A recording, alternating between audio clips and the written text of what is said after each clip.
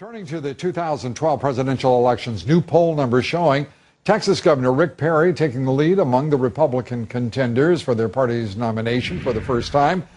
Perry nearly doubling Mitt Romney's numbers, 29 to 17% in the Gallup poll of Republican voters. Congressman Ron Paul gaining momentum after finishing second in the Iowa straw poll at 13%, moving ahead of straw poll winner Michelle Bachmann. Here now for his thoughts on what is happening in this race, Republican presidential candidate, Congressman Ron Paul of Texas. Congressman, good to have you with us. Let's start with Let's start, if we may, with these budget projections. There is nothing in this that is particularly assuring. What do you think we should be thinking about? What is the first way in which you would urge this Congress to move ahead, if you were president, to a responsible budget?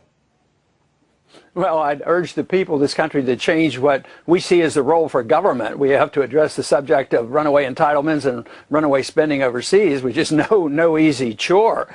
But actually, I think it's worse than the report says, because they report deficits, but they don't report the national debt going up, which involves the borrowing, from the entitlement system, and then, borrowing from the funds. But then there's also the entitlements. The last figure I looked at, our obligation this year will probably go up about $5 trillion. So it's much worse than reporting exactly what the deficit will go up.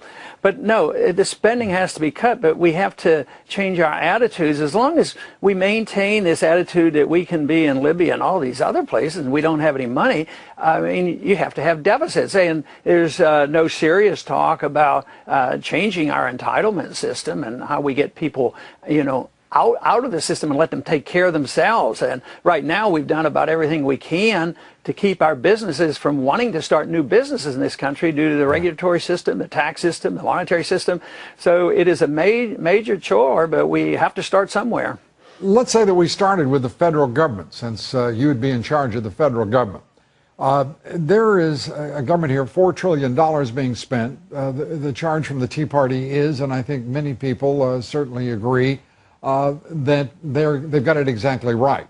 That government has to reduce its size, it has to reduce the scope, scale, and dimension of its operations, its presence in our lives. Why would we not first attack what is doable, and that is government itself, start reducing the size of this government and its operations? Well, there's too many that benefit. There are 20 million people who work for government, and a lot of these are local people, but they have to be hired because of all the regulations of the federal government. So 20 million people, that's a pretty good special interest. And how about all the people who get checks from the government? There's a powerful amount of special interests receiving benefits, and yet the Tea Party movement is expressing themselves because they're on the other end of it. They're the ones who have to produce and cough up the taxes and suffer the consequences and lose their jobs. And they're the ones getting redistributed. Yeah, well, and now they're getting pretty annoyed, but it's going to get rough and tumble, because as soon as there's an attempt, what frightens me is about when some of these states have made some honest efforts to rein in some of these expenditures, people get pretty angry. They even call for recall elections, and you're accused of not caring for the people, and you're being heartless. Well, what if we do end up... Yeah, I just wanted to say, Congressman, I think we've got some pretty good news coming out of Wisconsin. Governor Scott Walker there, with all of the drama, the contest, the political conflict, we are now learning that school districts and local communities are saving hundreds of millions of dollars. We're only into August. And the draconian measures that were, the fear-mongering that was rampant in that state. The governor is prevailing on every quarter here. It's good news for the national movement, whether you call it the Tea Party movement or under the aegis of the Ron Paul movement in this country, to see real empirical evidence and benefits of fiscal prudence and responsibility. Oh, I think it's great if they can just hold in there, but I see the anger building, and I see the problems getting worse too, because I think there's going to be an inflation tax hit us, and these problems are going to be with us, and I'm just afraid that there'll be people in the streets like they've been in other countries when they don't get what they want. And I think it's a sign that's coming, but also Wisconsin gives us an idea of what you can achieve if you do the right things.